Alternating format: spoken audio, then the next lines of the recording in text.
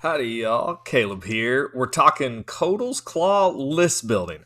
So today I've got three Koatl's Claw lists to look at. One that's probably not too serious, and then two that I think I would like to run.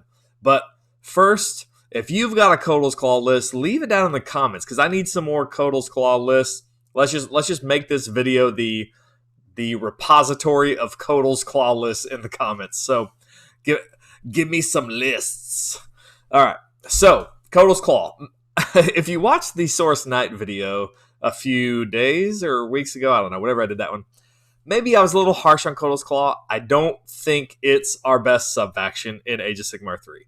I still don't think it is, but I think it is still usable, it's playable, and we love the Saurus, and we need to make Saurus great again, right? This is Saurus in a rough place, but I think we still have some good lists that we can play. So, real quickly, we'll go over Koatl's Claw and then get into the list. Koatl's Claw, high level, you get +1 to hit when you charge.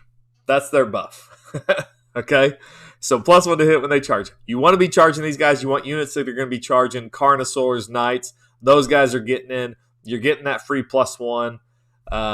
You can't, unfortunately, stack it too high unless you're going up against something that has a negative, but that saves you for your command points for other things, like the command trait on the Carnosaurs that will explode your hits for a Scarvet. And so you can save your command points for that instead of using +1s to hit. So abilities, we just said that, +1 to hit when they charge.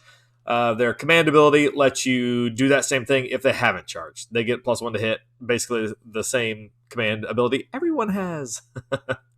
His command trait, it's Aether Quartz Brooch.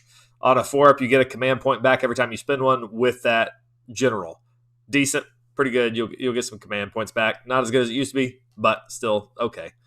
Artifact that you'll be taking is Eviscerating Blade, and you can do mortals on 6s to wound for his weapon, which is going to be a Scarvet with a War Spear. That's what you want to take on this, so you can get as many mortals as you can, has lots of attacks, and hopefully you can get that going. Still not as good as it used to be because it doesn't also explode. You only get to choose one ability on a 6, but still not bad.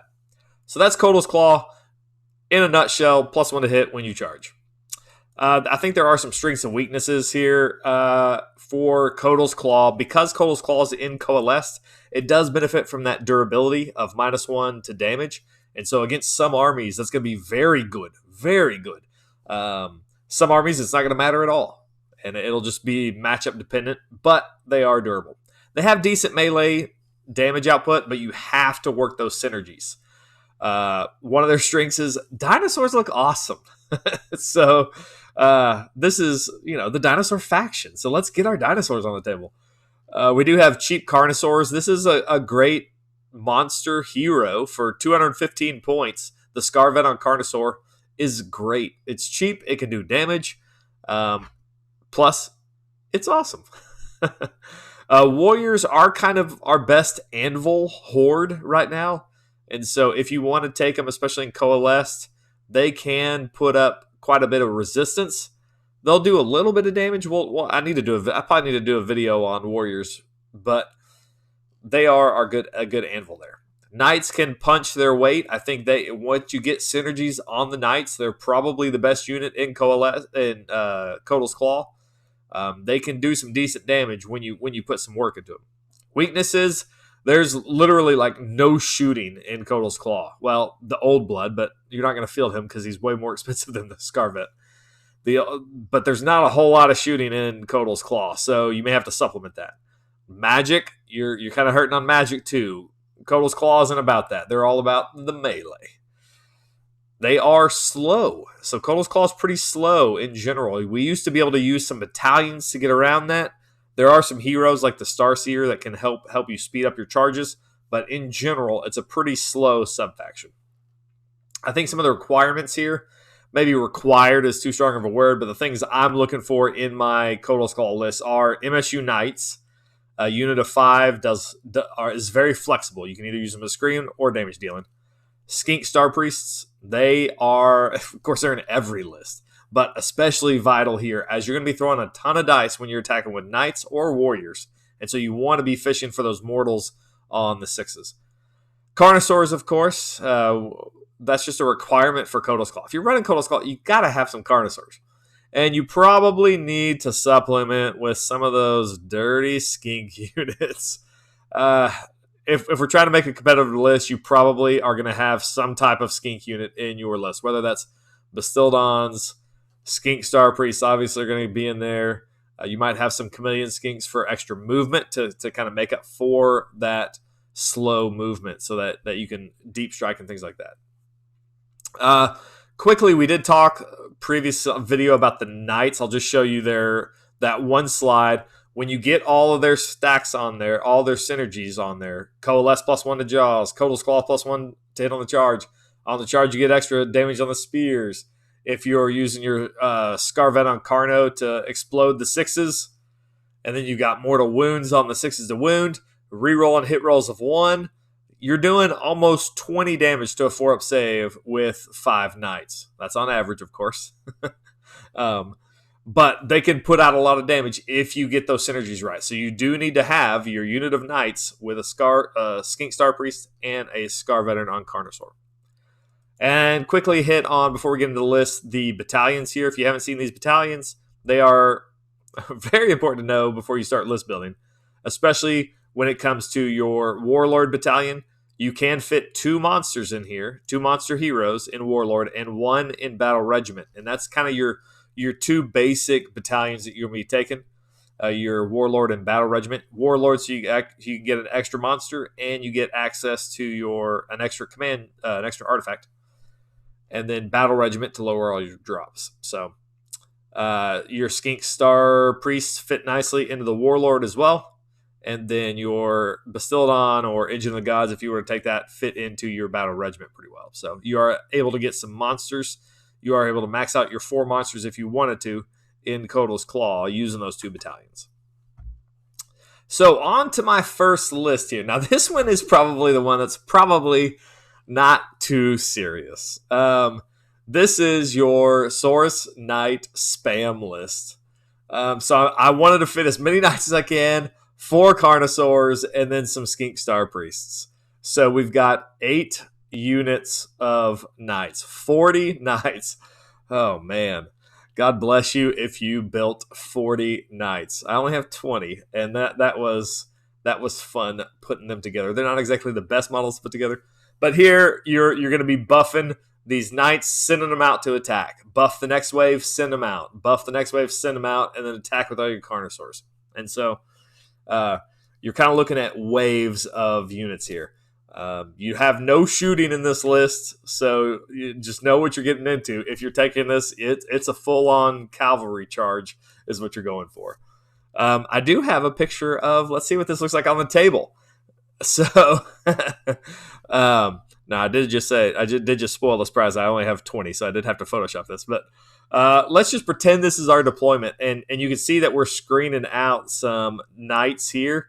And the reason I'm doing that is if they're going to alpha strike, well, this army's not going to alpha strike, but if you were playing an army that's going to alpha strike, you want them to hit your screens first, and then you're able to counter charge with your buffed up knights, your Carnosaurs. So you want to be able to absorb that attack that they're bringing in first with your screens. Same would be over here.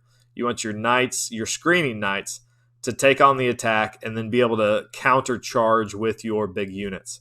And so depending on what you're facing will depend on your deployment, but it is pretty impressive to see 40 knights lined up. Now, they kind of look stupid when they're like this.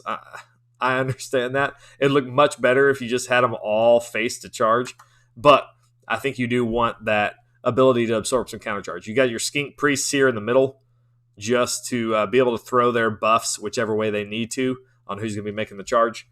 And should be a lot of fun. Should be a lot of fun. Let me know if you have 40 knights and you want to run that one. All right, list 2. I think list 2 is a little bit more serious of a list. We have a Warlord battalion here and Battle Regiment. So we have our standard kind of 5-drop army. You'll be seeing that a whole lot, I think.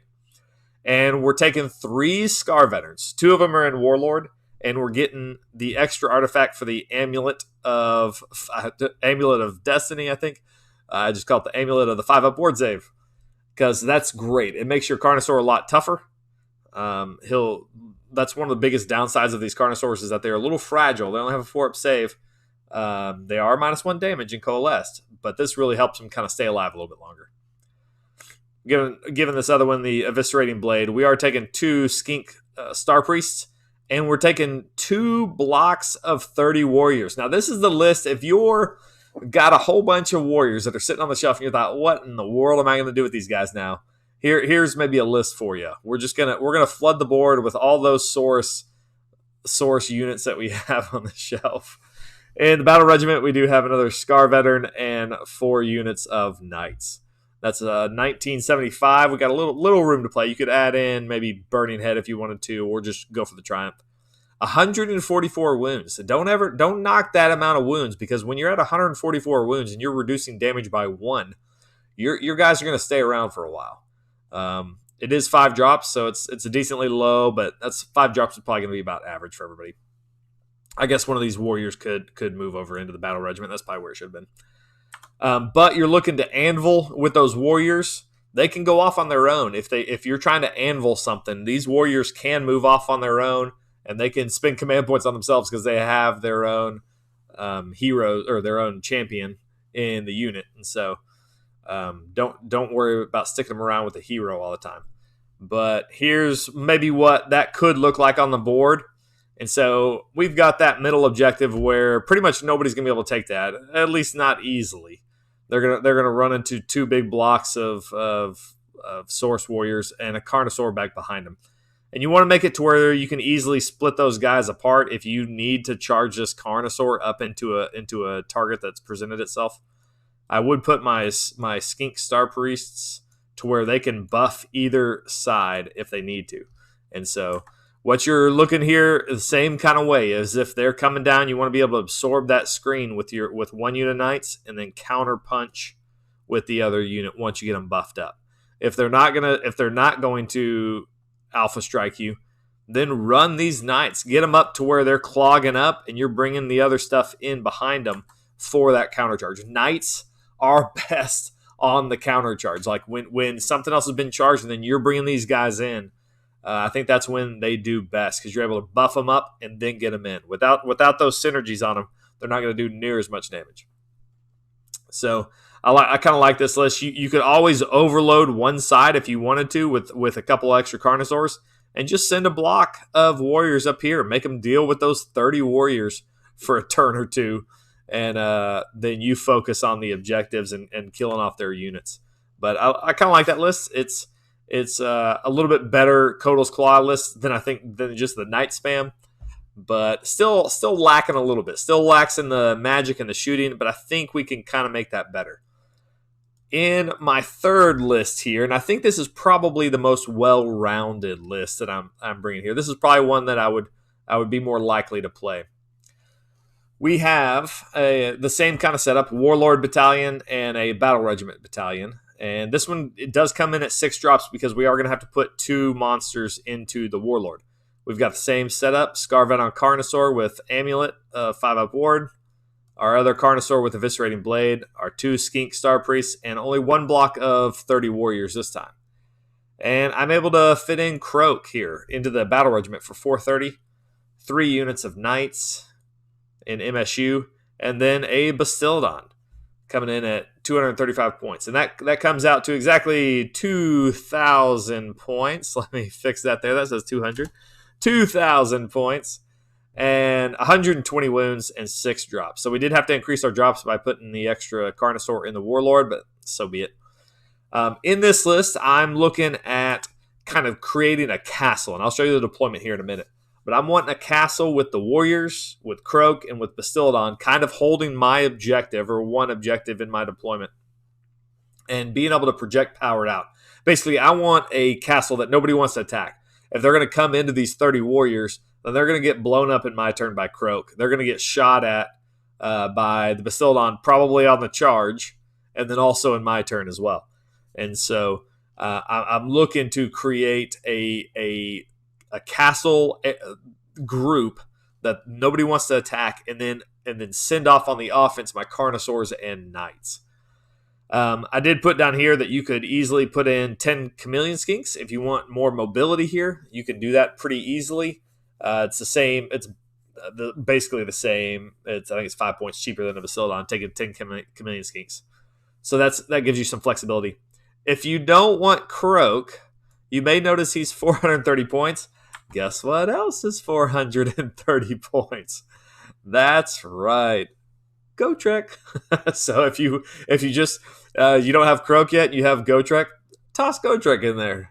See how much your opponent likes that. He's aggressively priced. Anyway, so let's look at the deployment here for this list. And you can kind of see here a lot less bodies on the board, but I think it's a little bit more well-rounded. We've got our castle here in the middle that's holding our objective and wrapped with these warriors. And Bastiladon can basically shoot, pretty far out here. He's got a 24-inch range and 5-inch move, so he's not bad. So we've got a decent little castle here. And you see our unit of knights here. This is going to be a screen, or you can attack with it, just depending on who you're facing. Buffed by a Skink Star Priest and the Carnosaur. Basic standard setup. And then the same thing over here. We've got our screen of knights with our counter chargers, Skink Star Priest, and Carnosaur. I'd be very tempted to overload, especially if you were playing this objective, this game type. I'd be very tempted to overload one side with 2 Carnosaurs and just leave this one unit and the Skink Star Priest to push onto this objective, score that objective quickly if they can, and then hold these 2 for the rest of the game. That's probably what I would be focused on. Overload one side, make sure you can capture and hold that side. So there we go. I think that's a little bit more well-rounded list there. We got some shooting, we got some magic dominance, we've got an anvil, we've got some hammers. So I think I like that one as my Koatl's Claw list. Oh, and here's a better picture of the deployment there. Getting the Saurus on the table. So let me know what you guys are taking for Koatl's Claw. Have you got a list, a secret list? It could be a funny list, like my first one, a joke list, a spam list of some sort, or a super optimized Koatl's Claw list, as best as it can be. So leave those in the comments. Let me know. I need some Koatl's Claw lists. I need to get something with the Saurus on the table. All right, guys. We'll catch y'all next time. Let's do some. We've got some other sub factions to go through. We'll do some list building for other sub factions. All right. We'll catch y'all next time.